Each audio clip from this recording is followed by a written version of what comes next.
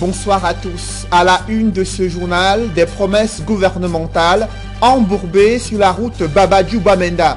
Dans la région du nord-ouest, des centaines de voyageurs ont encore vécu le calvaire sur cet axe en piteux état. Dans la nuit de mercredi à ce jeudi matin, à l'approche de la saison des pluies, la situation ne cesse de s'aggraver sous le regard silencieux des pouvoirs publics. Les tensions diplomatiques entre Washington et Yaoundé enflamment les débats au Cameroun. Selon l'opposition, cette levée de bouclier observée au sein du gouvernement cache bien mal une fébrilité et une inquiétude grandissante face à la pression internationale. Faux, retorquent les pro-gouvernements qui saluent la volonté de Yaoundé de défendre la souveraineté du peuple camerounais. Regard croisé dans ce journal des universitaires et des hommes politiques sous cette escalade diplomatique entre Washington et Yaoundé. C'est à suivre dans le chapitre politique du 20h.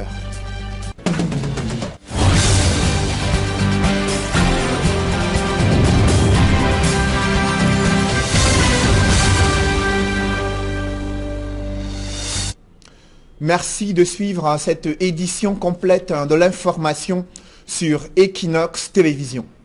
Ils ont encore vécu le calvaire sur cet axe routier Babadjou-Bamenda. Partis dans la nuit de mercredi pour arriver jeudi matin, ils ont passé toute la journée de jeudi pour traverser cette route en piteux état. Pourtant, le gouvernement avait promis et annoncé les travaux de réhabilitation de l'axe Babadjou-Bamenda. Rien n'a véritablement avancé jusqu'ici. C'est toujours un véritable calvaire pour ces centaines de voyageurs qui expriment leur colère dans ce reportage signé Éric Martial Diomo avec notre bureau de nos correspondants du côté de Bamenda.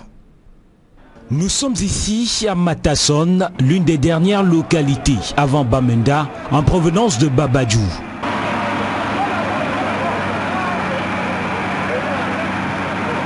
En raison du début des travaux de réhabilitation de la route Babadjou-Bamenda et des fortes pluies qui se sont abattues ces derniers jours sur la région, le chemin de croix des voyageurs a désormais pris l'allure d'un obstacle insurmontable.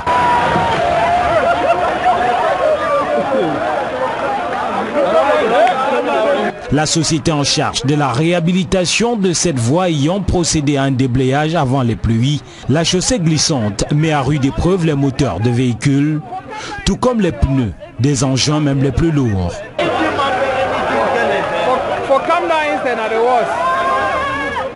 Conséquence, de nombreux voyageurs quittent les voitures pour éviter toute surprise désagréable avant de patauger eux-mêmes dans cette boue. Ces travaux étaient pourtant censés débuter depuis octobre 2017, selon l'annonce du ministre des Travaux publics et de l'entreprise adjudicataire, à grand renfort médiatique. Partie intégrante de la nationale numéro 2 et pour un coût global de 60,70 milliards de francs CFA, les travaux d'une quarantaine de kilomètres consistaient à élargir la route à 7,5 mètres pour épouser les caractéristiques de la transfrontalière Bamenda-Enugu au Nigeria et surtout de recycler la chaussée existante mais dans un état de dégradation très avancé. Divisée en 3 phases, ces travaux, démarrés à pas d'escargot et dont l'effectivité était attendue depuis plus d'1 an, avaient vu leur délai fixé à 2 ans pour l'exécution. Dans cet imbroglio, les usagers payent le prix fort de la dégradation couplée au retour des pluies et surtout de l'inertie gouvernementale.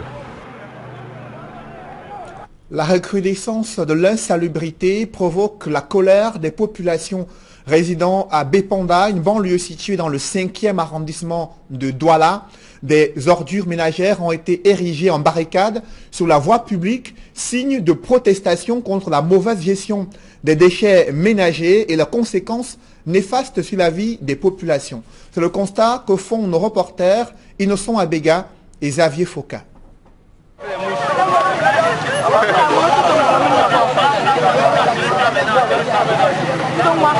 Marché du Blebal. C'est au quartier Bepanda, dans le 5e arrondissement de la ville de Douala. Une montagne d'ordures est répandue sur la voie publique, empêchant toute circulation des véhicules. Comment est-on arrivé à cette situation? Le jeudi passé, le jeudi propre, on a nettoyé les rigoles là. On a fait appel à un pousseur qui devait enlever ça. Il a demandé 1500. Quand il est allé chercher le pouce, en venant, les gens de la mairie ont dit qu'entasser le camion doit venir porter. Jusqu'aujourd'hui, c'est comme ça. Maintenant, il revient à Isakam de collecter les ordures.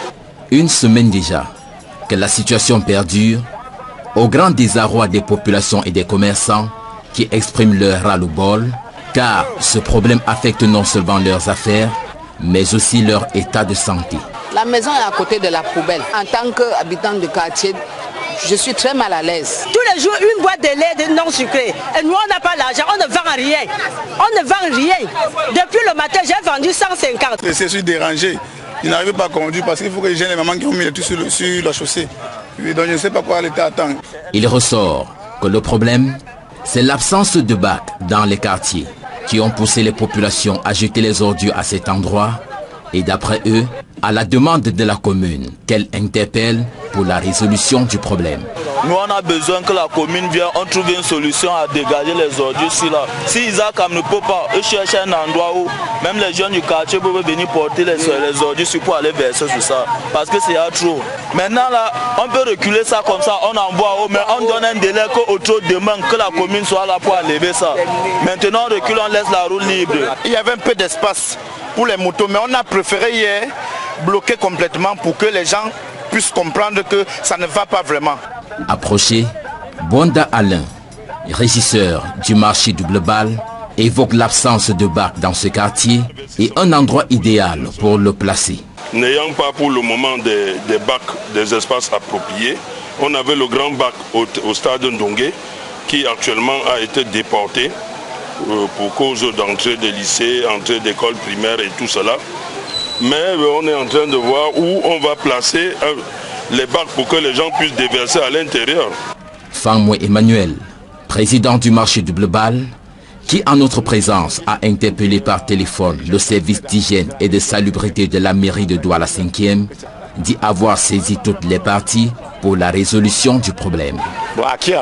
Une question qui intervient au moment où depuis plusieurs mois dans la ville de Douala, il se pose de plus en plus le problème d'insalubrité aggravé. Les tensions entre Yaoundé et Washington sont loin de s'estomper. Je vous le disais en titre, le gouvernement a invité le chef de la mission diplomatique américaine à respecter la souveraineté de son pays d'accueil. Selon le ministre des Relations extérieures, seuls les Camerounais sont appelés à choisir, sans influence extérieure, l'homme qui présidera aux destinées de leur pays les 7 prochaines années. Selon certains juristes internationalistes, le Cameroun donne ainsi une leçon de diplomatie internationale à l'ambassadeur des États-Unis d'Amérique au Cameroun. Des précisions avec Joël Essenge et Guy Zogo. L'affaire de l'ambassadeur américain au Cameroun, Peter Henry Barlerin, convoqué au ministère des Relations extérieures, et le communiqué du gouvernement qui s'en est suivi n'en finissent plus de secouer le landerneau sociopolitique camerounais. Pour le juriste internationaliste Ghislain Bombela de l'université de Yaoundé 2, soit, le ministre camerounais des Relations extérieures a recadré le diplomate américain sur la forme. Mbela le jeune a rappelé qu'un échange diplomatique de ce niveau entre un ambassadeur et un chef d'État doit être marqué du sceau de la confidentialité. Quant au fond, l'internationaliste relève que le ministre le jeune Bella s'est apaisanti sur nombre de principes qui régissent la vie des relations internationales. La politique étrangère du Cameroun s'appuie énormément sur le respect du droit international et sur le respect d'un certain nombre de normes et de principes de droit international.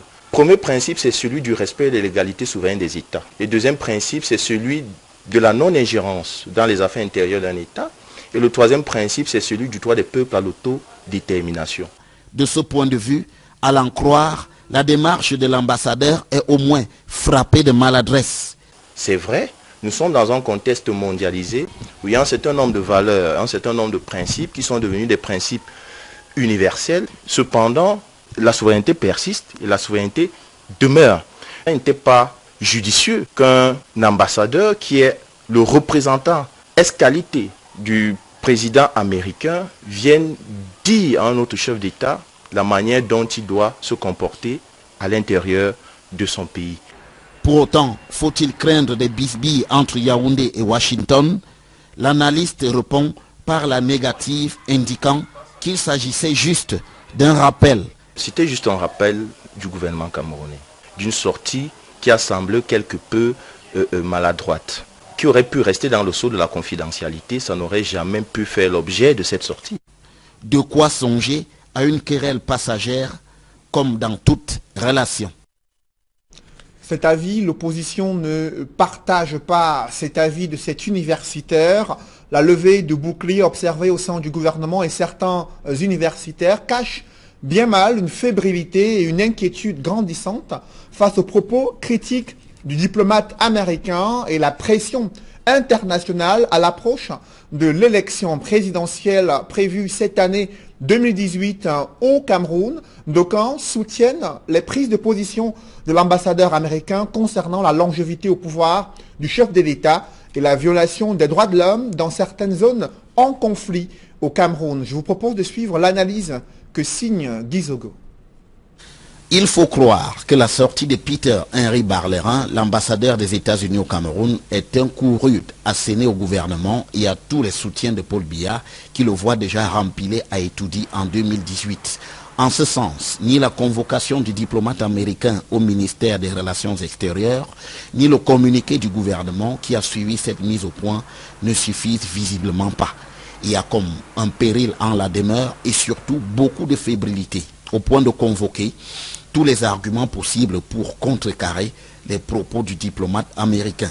Ainsi, outre l'écrivain Calix Beyala, adepte de la défense des causes souvent énigmatiques, qui affirme que le Cameroun n'est pas une sous-préfecture américaine, Jean-Jacques Ekindi, qui a cessé de chasser l'homme-lion, tranche que l'élection au Cameroun regarde les Camerounais. Pas moins le professeur Luc Sinjoun, conseiller spécial du chef de l'État, descend dans l'arène avec une tribune quelque peu sentencieuse intitulée « Ce qu'entrer dans l'histoire veut dire ».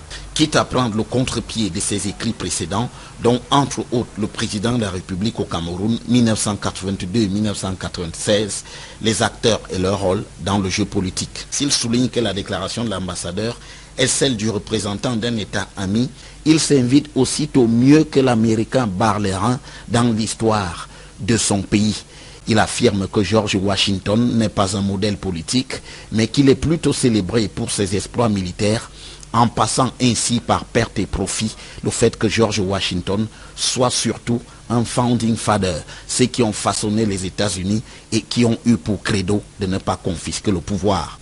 Au sujet de Nelson Mandela, il indique qu'il est un modèle politique pour s'être opposé au projet de constitution fédérale pour l'Afrique du Sud, question de prioriser un État multiracial, quitte à mettre sous le boisseau le fait que le vrai débat en Afrique du Sud portait sur la fin de l'apartheid et l'intégration du noir à sa juste place, et non sur la forme de l'État dans ces pays consolidés depuis au moins 1948.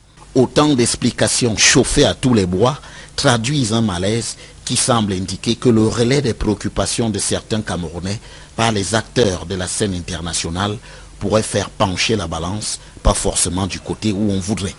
Il y a là un mauvais signal qui décuple les inquiétudes dans les cercles du... Pour prolonger le débat sur cette question, je reçois sur ce plateau Serge Espoir Matomba. Bonsoir. Bonsoir. Vous êtes premier secrétaire du PURS, élu local à Douala 4e, et vous avez suivi cette sortie d'abord de l'ambassadeur des États-Unis au Cameroun concernant la longévité de Paul Biya au pouvoir. Il a demandé au chef de l'État camerounais de s'inspirer du modèle de George Washington et de Nelson Mandela pour rentrer dans l'histoire du Cameroun et de léguer un héritage qui puisse être appris aux nouvelles générations. Comment analysez-vous ces propos du diplomate américain? Il faut dire que M. Biya doit partir du pouvoir en 2018. Ça, c'est une évidence. Depuis 2016, avant les événements des ECA, nous avons demandé le départ de M. Biya. En 2017, nous avons réitéré notre position. En 2018 encore, nous affirmons que M. Biya doit partir. Nous n'avons pas eu besoin d'attendre, n'est-ce pas, un conseil de l'ambassadeur des États-Unis venant à proposer à M. Biya de prendre une retraite, une bonne retraite pour prendre ses positions. Je crois qu'ici, il y a un problème même d'interprétation des propos. Je ne suis pas celui qui viendra interpréter d'une autre manière les propos de l'ambassadeur, mais je crois qu'ici, une fois de plus, la population camerounaise est en train de subir une sorte de manipulation, parce que ces faits, nous les avons vécus en 2011, lorsque, évidemment, Nicolas Sarkozy, à l'époque président de la France, ne voulait plus de M. Biya au Cameroun. Il y a eu un discours qui s'est véhiculé au sein de la population camerounaise qui disait « luttons contre l'ingérence ». Et là, nous voici encore en 2018 avec ce même type de discours. Justement, vous savez que le Cameroun entretient des relations stratégiques avec les États-Unis. Si M. Biya... Justement, avant qu'on y parvienne, il faut préciser que le gouvernement désapprouve les propos critiques du diplomate américain sur la longévité de Paul Biya au pouvoir. Et le ministre des Relations extérieures a tenu à préciser que le chef de l'État du Cameroun ne se maintient pas au pouvoir par la force, mais il a été élu plusieurs fois selon les règles démocratiques. Est-ce que vous partagez ce point de vue? Je ne partage pas totalement ce point de vue, mais il faut dire que le gouvernement est dans son rôle. S'il estime que son intégrité ou alors les relations diplomatiques sont violées, il doit pouvoir réagir. Mais alors, est-ce qu'il s'agit, n'est-ce pas, d'une violation des relations diplomatiques? Je ne le pense pas. Je disais tantôt que le gouvernement camerounais entretient des relations stratégiques avec les États-Unis. Lorsque les États-Unis offrent au Cameroun du matériel militaire, des dons financiers pour combattre tous les fléaux qui minent le Cameroun, là, on ne parle pas d'ingérence. Là, le diplomate a dit qu'il a demandé au président de penser à sa retraite. Pourquoi parler de la souveraineté du pays au lieu de parler de la souveraineté du fauteuil de M. Biya? Ici, il ne s'agit pas du pays. Les États-Unis, il y a quelques jours, ont encore offert du matériel militaire pour combattre plusieurs fléaux qui minent le Cameroun. Aujourd'hui, nous sommes dans une grave crise. Nous sommes en train de constater plus ou moins la partition de notre nation. Je ne veux pas entrer dans des problèmes basiques de la société, mais nous disons que le peuple camerounais, en sa grande majorité, doit se lever pour chasser M. Biya par les urnes en 2018. Il va du devoir du peuple de dire aujourd'hui nous nous assumons. Mais finalement, ce plan du fait que les États-Unis s'y mixent dans ce processus électoral et semble vouloir choisir ou influencer le choix des Camerounais sur un probable candidat autre que le président de la République. Il n'en est pas question. Je dis encore, là, c'est une manipulation du gouvernement. Pourquoi choisir quand il faut parler d'ingérence? Lorsque les États-Unis cohabitent avec le gouvernement camerounais, on ne parle pas d'ingérence. Je tiens à vous préciser que si M. Biya est au pouvoir aujourd'hui, c'est grâce aux Américains et aux Français. Il faudrait que la population le sache. Quel est le rôle que ces deux puissances, selon vous, ont joué dans le maintien du chef de l'État au pouvoir, alors que le gouvernement estime qu'il a été régulièrement élu selon les règles démocratiques plusieurs fois lors des dernières élections présidentielles? Écoutez, ces gouvernements ont toujours supporté M. Biya lorsque nous parlons des réformes profondes du système électoral ou alors des réformes concernant les institutions de l'État. Nous sommes seuls face à ce gouvernement, mais nous assumons nos responsabilités. Nous n'avons jamais invité les étrangers de venir nous prêter main forte. Nous disons, le problème camerounais est camerounais et il va se résoudre par les Camerounais. Et nous disons, nous sommes déjà contre toute ingérence et partout où Est-ce que pour vous, cette sortie de l'ambassadeur américain est une ingérence, d'abord? Non, elle n'est pas une ingérence. Là, il faut le dire, c'est pour cette raison que j'ai parlé de manipulation de l'opinion. Qu'est-ce que l'ambassadeur a dit qu'il soit une ingérence? Là encore, on veut nous faire croire que l'Amérique veut déstabiliser le Cameroun, veut faire partie M. Biya. C'est pour cette raison que les Camerounais doivent s'unir pour maintenir M. Biya une fois de plus au pouvoir. Il n'en est pas question. Nous ne devons plus céder à ce type de discours parce que c'est de la pure manipulation de nos gouvernants. Nous devons nous unir et dire trop c'est trop. Ce que nous vivons dans notre pays, ce ne sont pas les États-Unis qui nous obligent de vivre cela. C'est une réalité.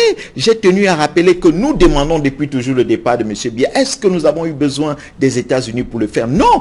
Le constat est clair. Ceux qui nous dirigent aujourd'hui n'ont plus la capacité capacité de diriger cette nation. Je voudrais nous partager demandons avec vous, vivement à M. Biya de prendre une retraite. J'aimerais partager avec vous la réaction de Luc Sinjung, qui est membre du comité central du RDPC, le parti au pouvoir, et conseiller spécial à la présidente de la République. Il pense que Paul Biya est toujours l'homme de la situation et qu'il est déjà rentré dans l'histoire parce que c'est le président qui a réconcilié les Camerounais avec leur histoire. Paul Biya est également l'homme qui a assuré la démocratisation au Cameroun et le président qui agit pour l'accélération de l'industrialisation. Est-ce que vous partagez ce point de vue sur le fait que le chef de l'État reste l'homme de la situation selon ce membre du comité central du RDPC? Si le chef de l'État restait l'homme de la situation, la fracture sociale que nous avons aujourd'hui n'existerait pas. M. Biya n'a pas les capacités, n'a plus les capacités managériales pour diriger le Cameroun. Qu'est-ce que nous voulons? Dans l'extrême nord, il y a des problèmes. Au nord, il y a des problèmes. À l'est, il y a des problèmes. Au sud-ouest, au nord-ouest. Ce sont des réalités. Les Camerounais n'ont pas accès aux affaires basiques. L'eau, l'électricité, nous parlons de quoi? L'homme de la situation par rapport à quoi? On nous a tant vanté cet homme comme étant un homme qui travaille pour la paix, mais comment expliquer la fracture dans laquelle nous sommes aujourd'hui? Et il va sans dire, nous avons fait des propositions concrètes pour amener le chef de l'État à résoudre ne serait-ce que les problèmes de la crise anglophone. Mais qu'est-ce qu'il en fait? Il n'écoute même pas ce que nous disons. Il ne tient pas compte des propositions. Est-ce que justement, dans ce contexte de crise anglophone et crise sécuritaire, vous aimeriez que les États-Unis ou la France ou la communauté internationale puissent pouvoir mettre la pression sur le chef de l'État afin qu'il soit sensible à ce discours, à cette volonté de dialogue inclusif qui est demandé au Cameroun? En mai 2017, nous avons demandé la création d'une force tampon constituée des femmes d'influence, des religieux et des hommes, des chefs traditionnels et même des acteurs politiques pour empêcher que nous arrivions à une phase où la communauté internationale viendra s'immiscer dans nos problèmes. Parce qu'avec les débordements qui sont récurrents aujourd'hui, nous ne serons pas surpris. Déjà, ce n'était pas notre volonté que la communauté internationale dise « nous allons intervenir dans ce conflit-là ». Donc, vous êtes favorable à ce qu'ils interviennent? Nous ne sommes pas favorables à ce qu'ils interviennent aujourd'hui. Il est encore temps que nous nous asseyons autour d'une table. Il est encore temps que nous constituions une force tampon nationale. Il est encore temps que nous mettons des acteurs crédibles autour d'une table et que nous réussissons à résoudre ce problème. Mais comme je l'ai dit, M. Biya n'a pas les capacités et nous conseillons M. Biya de prendre la retraite. Nous parlons de 36 ans de règne. Là, nous parlons de plusieurs générations de Camerounais qui ont été sacrifiés dans ce système. Donc, il est important de se réveiller à un moment donné et de dire ce n'est pas l'extérieur qui viendra résoudre notre problème. Nous n'attendons rien de l'extérieur, mais nous devons le résoudre par une voie démocratique. Et la voie démocratique ici, pour nous, c'est les urnes. Nous devons donc envoyer M. Biya en retraite en 2018. Vous l'avez dit, il y a d'autres problèmes qui concernent le Cameroun, des crises sécuritaires et des crises sociopolitiques qui se posent avec acuité au regard des flux migratoires observés dans les zones de conflit au Cameroun. Des experts réunis sur initiative de l'UNESCO à Yaoundé ont élaboré des politiques publiques inclusives capables d'aider le gouvernement dans la résolution des multiples crises au Cameroun. Des précisions avec Élisée Bogba et Marcelin Gansop. Habitué aux flux migratoires du fait des crises sécuritaires qui sévissent dans les régions de l'Est et de l'extrême nord, le Cameroun est appelé depuis bientôt 2 ans à gérer un autre front du fait de la crise dite anglophone. Vous voyez qu'avec les crises sociales qui sont à l'extrême nord, nord-ouest, sud-ouest, à l'est, beaucoup de gens sont en train de quitter d'une région à l'autre. Et donc il y a beaucoup de mobilité et normalement le gouvernement doit avoir un mécanisme de gérer ces migrations. C'est une situation inconfortable qui préoccupe le bureau UNESCO pour l'Afrique centrale. Le Cameroun n'étant pas forcément préparé à la gestion de ces transformations sociales, lesquelles ont un impact négatif sur la vie de la nation. Les questions de mobilité, migration font partie du thème que le Cameroun a choisi à travers Minrezi, qui est la base d'élaboration des politiques qui sont sociales inclusive. Il y a la question quand même de mobilité qui est préoccupante et c'est la raison pour laquelle le Cameroun a choisi que dans cette école MOST que nous organisons pour la première fois, nous mettions un focus sur ces questions de mobilité. La formation dénommée École MOST tombe à pic pour donner aux administrations, universitaires, chercheurs et autres acteurs de la société civile les armes nécessaires à l'élaboration des politiques publiques adaptées aux transformations que connaît le Cameroun. Nous sommes amenés à former un vivier d'experts qui doivent dorénavant travailler avec le gouvernement. Donc c'est vraiment un nexus entre la recherche et les politiques publiques. Donc les chercheurs, les experts, les académiciens sont là pour accompagner les ministres à développer ou à améliorer les politiques existantes pour qu'elles soient plus inclusives et qu'elles assurent l'équité. Le jeu vaut d'autant plus la chandelle que du fait de la radicalisation des positions, les flux migratoires ne se comptent plus entre les régions du nord-ouest et du sud-ouest et le reste du pays, avec une extension au Nigeria voisin. Il y a déjà plus de 40 000 Camerounais réfugiés au Nigeria du fait de la crise anglophone et ils sont plus de 180 000 déplacés internes ayant fui les exactions sur le théâtre des affrontements entre l'armée camerounaise et ses bandes séparatistes anglophones. Sur ce plateau, Serge Espoir Matomba, premier secrétaire du PURS, élu local, candidat à la présidentielle. Nous sommes à 3 mois d'une probable convocation du corps électoral. Si les délais sont respectés par le président de la République, le Cameroun devra-t-il aller à une élection avec 2 régions anglophones et le septentrion qui sont en difficulté, en proie à des violences meurtrières? Je crois qu'il n'est pas encore tard, il n'est pas trop tard pour, n'est-ce pas, créer les conditions d'un dialogue inclusif, comme nous l'avons demandé. Il faut inviter sur la table des femmes d'influence. Vous savez, dans les régions du nord-ouest et du sud-ouest, les femmes, lorsqu'elles se lèvent, lorsqu'elles sortent, elles sont comprises par les populations de ce côté-là. Vous avez aussi des chefs religieux qui sont très compris et même les chefs traditionnels. On parle de près de 180 000 déplacés. Comment allons-nous faire dans ces régions? Il faudrait que ces personnes retournent dans les différents foyers qu'elles occupaient, mais il faut absolument que ce dialogue, les conditions du dialogue soient créées et qu'il puisse avoir un dialogue parce qu'il est important que des solutions de sortie de crise soient trouvées. Il est clair que la volonté du gouvernement n'est pas de négocier présentement avec les personnes dites sécessionnistes, mais nous disons tout le monde est appelé à s'asseoir autour d'une table. Mais nous invitons d'abord les uns et les autres à déposer les armes parce que le sang camerounais est en train de couler et ce qui coule fait mal à la nation. C'est la nation entière qui est en train de perdre. Nous ne voulons plus voir un seul fils camerounais tomber. Il est important de s'asseoir autour d'une table et de dire, nous regarder en face, discutons, il s'agit de notre nation. Justement, au sujet de cette discussion et ce dialogue, que pensez-vous de la médiation menée, qui pourrait être menée par les évêques du Cameroun? Ils ont appelé il y a quelques jours à cette médiation pour faire cesser les armes et cette violence dans les régions anglophones. C'est une bonne initiative. Il faut déjà qu'elle soit suivie des autres et que les gouvernants essayent de comprendre et de se mettre autour de la table. Ce qui pose problème, c'est les acteurs qui vont mener, n'est-ce pas, ce dialogue. Ce sont les acteurs crédibles. Et on en trouve au Cameroun, je l'ai dit, et nous l'avons précisé d'ailleurs dans nos différentes sorties. Ces acteurs existent. Cette initiative des évêques est à saluer. Maintenant, si les gouvernants peuvent s'asseoir autour d'une table, il est sûr que plusieurs personnes de la zone anglophone viendront aussi autour de cette table et nous aurons déjà des solutions tout au moins de sortie de crise. Faut-il discuter avec ces leaders des mouvements séparatistes, ceux qui mènent ces assassinats contre des gendarmes, qui kidnappent les populations civiles et demandent des rançons? Faut-il discuter et négocier avec ceux-là?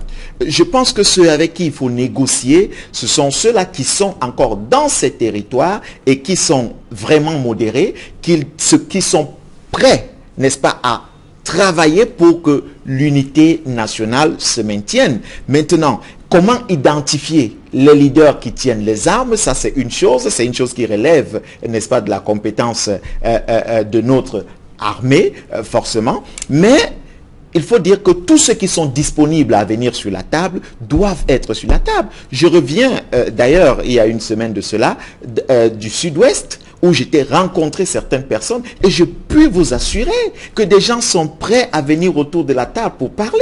Des gens veulent s'asseoir, ils sont disposés à discuter. Mais nous ne pouvons pas présenter à ces gens la force pour résoudre le problème. Ces débordements émanent de quoi? De la mauvaise gestion de cette crise. Et si on commence à prendre des bonnes résolutions, je suis sûr et certain que ceux qui portent les armes aujourd'hui déposeront ces armes. Merci Serge Espoir Matomba. Je précise que vous êtes le premier secrétaire du PURS, élu local, et vous aspirez à la présidentielle pour l'année 2018. Dans le reste de l'actualité, dans les couloirs des hôpitaux, des anesthésistes réanimateurs peinent à exercer faute de structures et de matériel médical adéquat. Des spécialistes tirent la sonnette d'alarme lors d'un congrès réunissant les pratiquants de cette profession. Ils ont évoqué la nécessité d'intégrer leur spécialité dans le protocole de prise en charge en cas d'opération chirurgicale dans les hôpitaux publics au Cameroun. À ce sujet, je vous propose d'écouter le professeur Fidèle Mpinam, qui est l'un des anesthésistes réanimateurs qui participent à ce congrès qui se tient à Douala. C'est une spécialité qui n'est pratiquement pas connue dans notre pays et j'allais dire on ne nous prend pas très au sérieux. Est-ce que c'est parce que nous-mêmes, nous n'avons pas véritablement communiqué pour notre spécialité? Mais les difficultés réelles aujourd'hui, c'est surtout la disponibilité du matériel de base qui est souvent en rupture et aussi la disponibilité des ressources humaines. On n'en a pas beaucoup. Une trentaine, plus ou moins. Vous savez, c'est pas stable. Beaucoup de jeunes maintenant s'en vont. Ils reviennent de temps en temps, mais en général, ils préfèrent aller travailler là où les conditions de travail sont meilleures. Nous avons formé quand même pas mal déjà des personnels médicaux, infirmiers diplômés d'État en anesthésie et master en anesthésie. On a parlé de la concentration du sel dans l'organisme. Lorsque cette concentration baisse ou augmente, c'est grave. Lorsque la concentration du potassium baisse ou augmente, c'est grave. Le sucre, alors, les diabétiques, lorsqu'ils ont un désordre important, vous avez entendu tout ce que ça peut entraîner.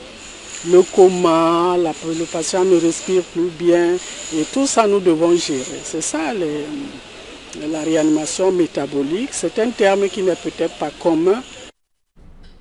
L'inauguration d'un centre de formation professionnelle est loin de faire l'unanimité en Konsamba. Des acteurs de la société civile dénoncent des soupçons de détournement des deniers publics destinés à la construction de ce centre. Mais le ministre de la formation professionnelle et de l'emploi estime que ce centre permettra aux jeunes de la ville de Konsamba de pouvoir acquérir des compétences qui leur permettront de s'insérer dans le monde de l'emploi. Des précisions avec Cyril Ndiemba et Gladys Sidier. Ce qui dérange certains acteurs de la société civile, c'est le montant alloué à la construction du centre de formation au métier de Konsamba. 3,8 milliards de francs CFA ont été utilisés pour faire sortir de terre ces bâtiments sur une superficie de 3418 mètres carrés. Victor Kala, acteur de la société civile, estime qu'on aurait pu mieux faire. Je vois qu'à l'intérieur, il y a beaucoup de dérapages dans la gestion de ces fonds. Parce que si on pouvait tout simplement mettre même 200 millions pour avoir un autre espace, déguerpir les gens et les dédommager et planter ce joyau, on pouvait atteindre les objectifs. L'environnement n'existe pas en tant que tel que le personnel puisse se mouvoir, c'est-à-dire les apprenants puissent se mouvoir. Parlons même pas du garage, ça veut dire que 2 ou 3 voitures peuvent entrer et puis bon, c'est terminé. Dans un petit endroit serré, vraiment, il faut être de mauvaise foi pour penser que cet argent a été absolument géré. Le centre de formation au métier de Konsomba est le fruit de la coopération Cameroun-Autriche. Pour le ministre de l'Emploi et de la formation professionnelle, c'est une avancée dans la lutte contre le chômage des jeunes. La mise en place d'un bon système de formation professionnelle est perçue comme un facteur important de mise en adéquation de nos ressources humaines aux besoins du marché de l'emploi. En effet, il s'agit de mettre à la disposition du public, notamment des jeunes, des outils leur permettant de bâtir eux-mêmes leur propre avenir. Concernant le coût de la formation dans ce centre, jugé trop élevé et inaccessible pour le Camerounais moyen, le ministre de l'Emploi et de la formation professionnelle répond. Tout ce qui est bien là, ça coûte. Il faut dire la vérité. La formation en coûte cher. Mais lorsqu'on l'a, on peut être recruté facilement. Et nous voulons des vrais. Lorsqu'ils sortent d'ici, il faut qu'on dise « Ah, ils ont été bien formés ». Donc oui, c'est assez cher, mais rien que déjà la matière d'œuvre, vous voyez ce que ça coûte. C'est de ce qu'on utilise pour pouvoir simuler tout ça. C'est coûte. S'il n'y a pas ça, vous ne pouvez pas bien apprendre. Vous voyez comment ici, chaque apprenant a son kit. Donc ne voyons pas cet aspect. Nous voudrions que vraiment qu'on ait des vrais techniciens. Plusieurs jeunes Camerounais devront donc renoncer à leur rêve d'être admis dans ce centre s'ils n'ont pas le montant exigé pour la formation. Un montant que le ministre de l'Emploi et de la formation professionnelle n'a pas été à même de dévoiler. En économie, Camtel relie le Cameroun et le Brésil grâce à la fibre optique. La pose des premiers câbles sous-marins a eu lieu à Kribi, la cité balnéaire, sous la présidence de Minette Libon-Lincoln, ministre des Postes et Télécommunications, représentante du Premier ministre à cette cérémonie. Reportage Ike Cyril. Le projet South Atlantic Interlink de Camtel prend corps. Aux côtés du directeur général de la Cameroun Telecommunications, le ministre des Postes et Télécommunications, représentant personnel du Premier ministre, chef du gouvernement, procède à la pose des premiers mètres du câble sous-marin à fibre optique dans la cité balnéaire de Kribi. On vient de tirer le premier mètre de ce câble sous-marin. Le bateau va maintenant engager la marche vers le Brésil. Dans quelques mois, nous serons connectés. Et pour les Camerounais, cela veut dire que nous avons un grand boulevard pour le haut débit, Internet pour tout le monde, pour les grands projets qui pourront être développés. Il s'agit d'un projet gigantesque, financé à plus de 396 millions de dollars. Le câble sous-marin, long de 6000 km, va relier les villes de Kribi au Cameroun et Fortaleza au Brésil. Le bateau câblier CS Recorder, devant conduire les travaux, a déjà commencé la manœuvre au port de Kribi. Ce projet va permettre de faire un grand bond pour tous les secteurs. Parce que l'économie numérique, c'est le phénomène du siècle qui bouscule tout, qui permet d'accélérer la croissance et de créer de l'emploi. Nous allons vendre les capacités à d'autres pays qui ont besoin de câbles sous-marins. Quand on sait qu'aujourd'hui, les statistiques montrent que plus de 90% des communications entre continents se passent par des câbles sous-marins. Le Cameroun se positionne comme ce hub aujourd'hui qui va ravitailler les autres pays de la sous-région. La South Atlantic Interlink de Camtel est le fruit de la coopération entre le Cameroun, le Brésil, la Chine et la République de Guinée équatoriale, dont le ministre des Transports, des Postes et Télécommunications a pris part à la cérémonie de pose des premiers mètres. La CEL vise la pose d'une infrastructure de haute technologie répondant aux standards mondialement reconnus. À Camtel, il y a des experts en transmission satellitaire. Ils ont dit pas le satellite, c'est mieux, c'est plus facile. Et le problème avec le satellite, c'est que nous allions utiliser les autres satellites, ce n'est pas le satellite du Cameroun. Or, il nous fallait une infrastructure qui appartienne au Cameroun. Nous avons réalisé les études, nous avons soumis le dossier et vous avez transmis ce dossier au gouvernement chinois Et tout de suite, 3 mois plus tard, nous avions les financements nécessaires.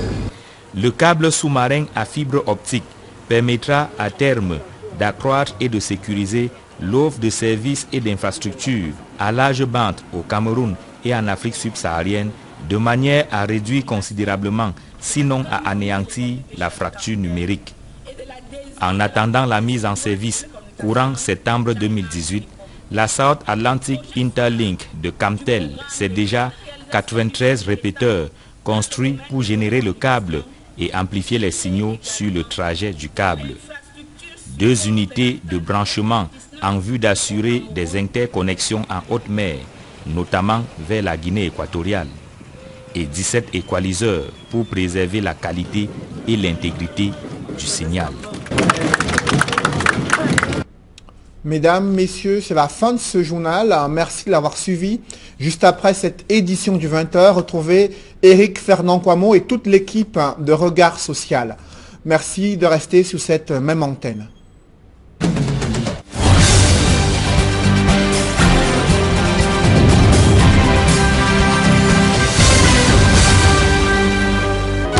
Mesdames et messieurs,